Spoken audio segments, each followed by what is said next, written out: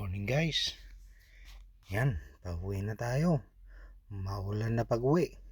Samahan nyo ako sa aking pagbabike. Okay guys. Kung bago ka lang sa aking YouTube, paki-support lang naman ang aking munting channel. Nag-uumpisa pa lang, Elios TV. Paki-like, share at subscribe naman po. Paki-follow na rin ang aking Facebook page na Wage Eliosar. Ang aking Facebook na Eliosar La Canaria Wage. Paki-follow na rin. Salamat guys. Paki-comment na rin kung anong masasabi mo sa mga ina-upload ko. Maulan at matraffic, kaya bike lang ang gamit.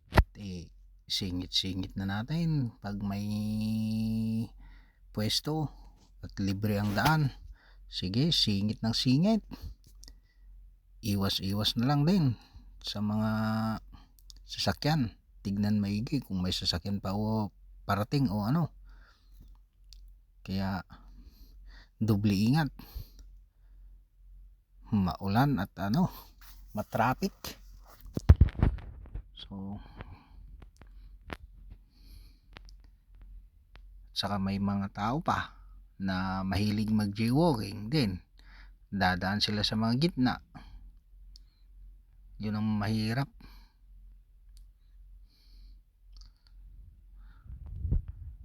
Hindi ko na linagay yung isang cellphone sa harap dahil mababasa.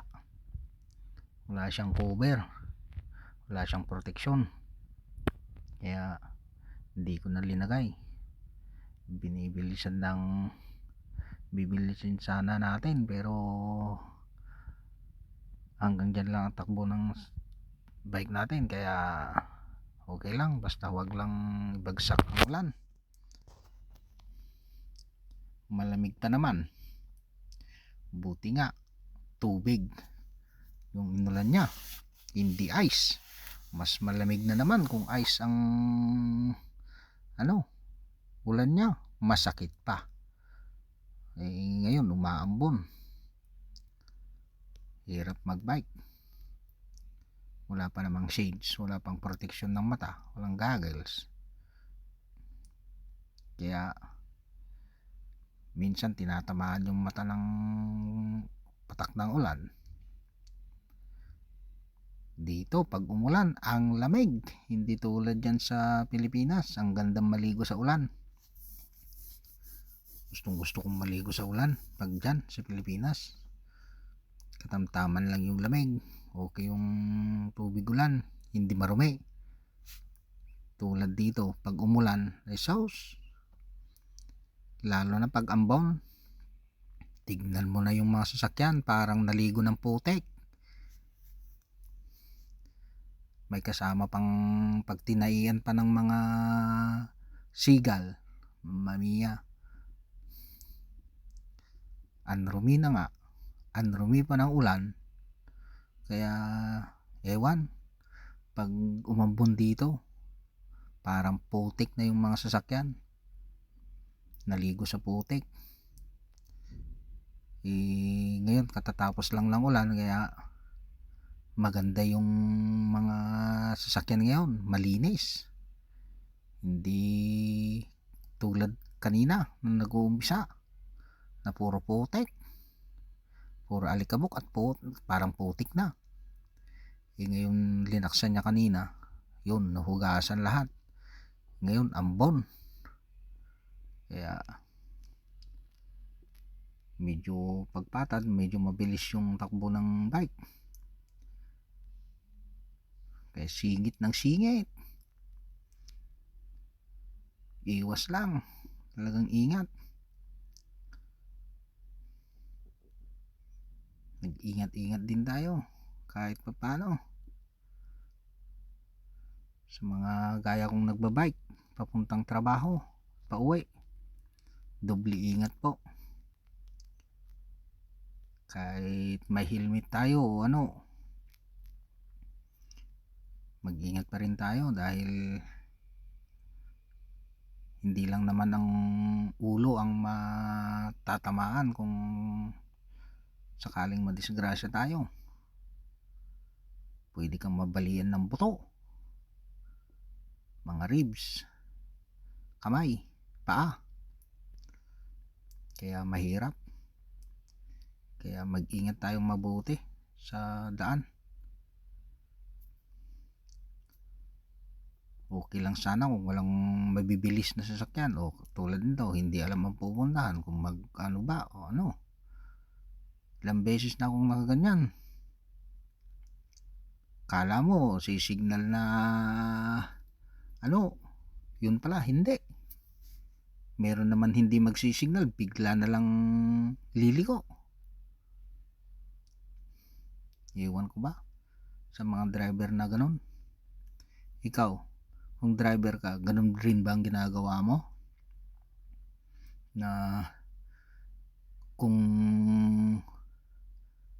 5 meters na yung lilikuhan mo, saka ka lang magpa-placer o ano, pag liliko ka na saka ka magpa-placer, ganun.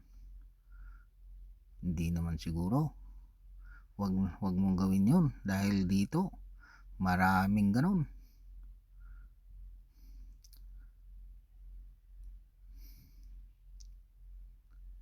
Yan, singit. Basta papasok yung manubela, sisingit natin. Ganun yung sabi ng driver na ano, ng bus na kaibigan ko. Pag pumasok na yung ulo ng bus, pasok na rin ang katawan, sabi sa akin. Mamma mia,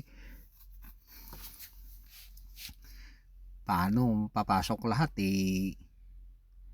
kung masikip yung daan? Oo, bahala na yan, sabi sa akin. Mamma mia, bilis-bilisan natin. Dito na ako lumakad dahil medyo lumalakas na yung ambon.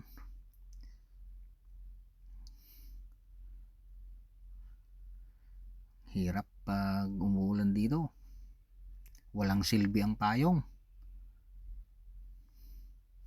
Kaya yung mga sinabi ko kay misis noon na walang silbi ang payong rito pag umuulan, yung maliliit na payong na ganyan, sabi ko sa kanya, yung folded na payong, wala yung silbi. Kahit na yung malalaki, lalo na kung malakas yung hangin, mamaya, itutulak ka na nga, sisirain pa yung payong mo, babasahin ka pa, ang lamig pa.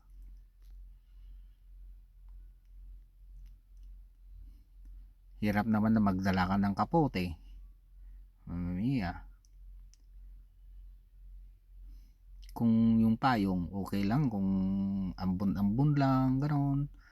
Pero pag malakas ang ulan, walang silbi. Papayungan lang yung ulo mo. Yung ulo lang ang hindi mababasa, pero katawan mo, paa mo, lalo na sa paa, kahit magbota ka, basa pa rin. Dahil malakas yung hangin, malakas pa yung ulan.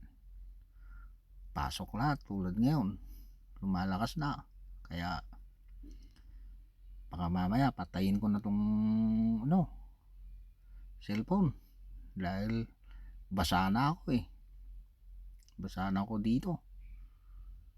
Kaya kung nagustuhan mo ang aking video, kaibigan, paki-like, share at subscribe naman po. Paki-follow na rin ang aking page. Hanggang dito na lang, kaibigan. Talagang nababasa na ako. Lumalakas na yung ulan. Kaya titingin na ako ng tatabihan ko para patayin na cellphone. Lumalakas na naman kasi ang ulan. Mapupunta ako sa lilim. Thank you guys. Salamat.